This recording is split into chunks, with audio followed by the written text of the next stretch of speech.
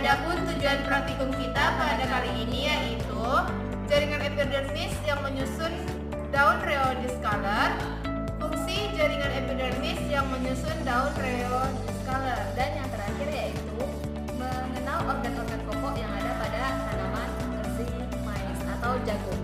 Baiklah, sesuai dengan tujuan praktikum kita kali ini, maka untuk mendalami teorinya kita fokus kepada jaringan epidermis dan juga organ pokok pada suatu tumbuhan. Nah, adapun jaringan epidermis adalah satu jaringan yang terletak di luar tumbuhan yang berfungsi sebagai pelindung atau proteksi dalam tumbuhan tersebut.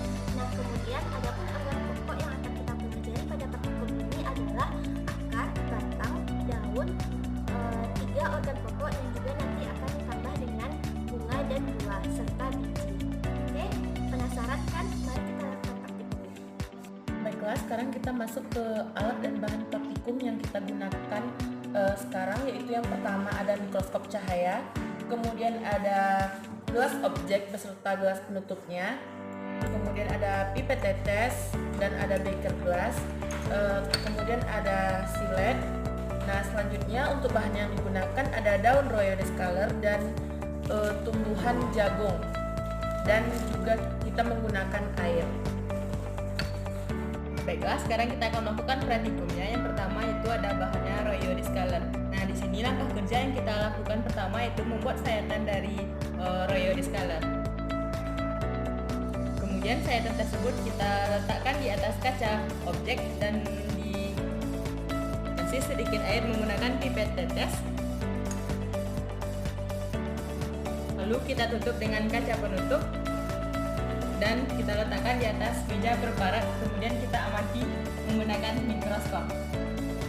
Baiklah, selanjutnya kita masuk kepada praktikum jaringan organ pada tumbuhan, yang mana pada kali ini kita menggunakan tumbuhan jagung atau zimais.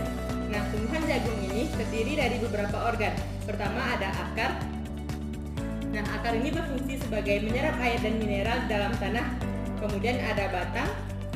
Batang ini berfungsi sebagai memperkokoh tumbuhan tersebut. Kemudian ada daun, yang mana daun ini berfungsi untuk melakukan fotosintesis.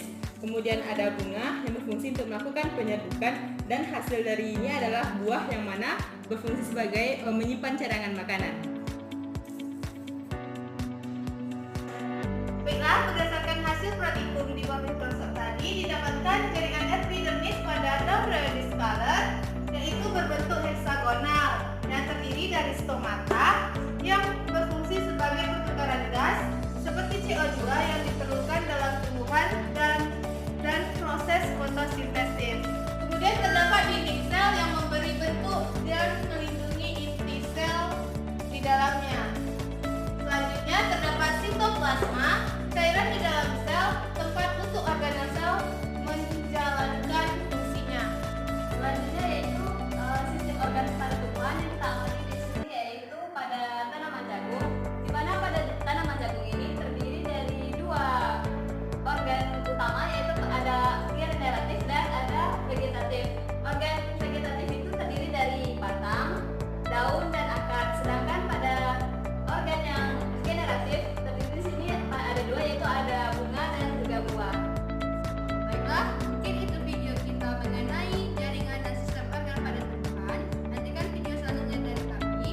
Sekian, wassalamualaikum warahmatullahi wabarakatuh.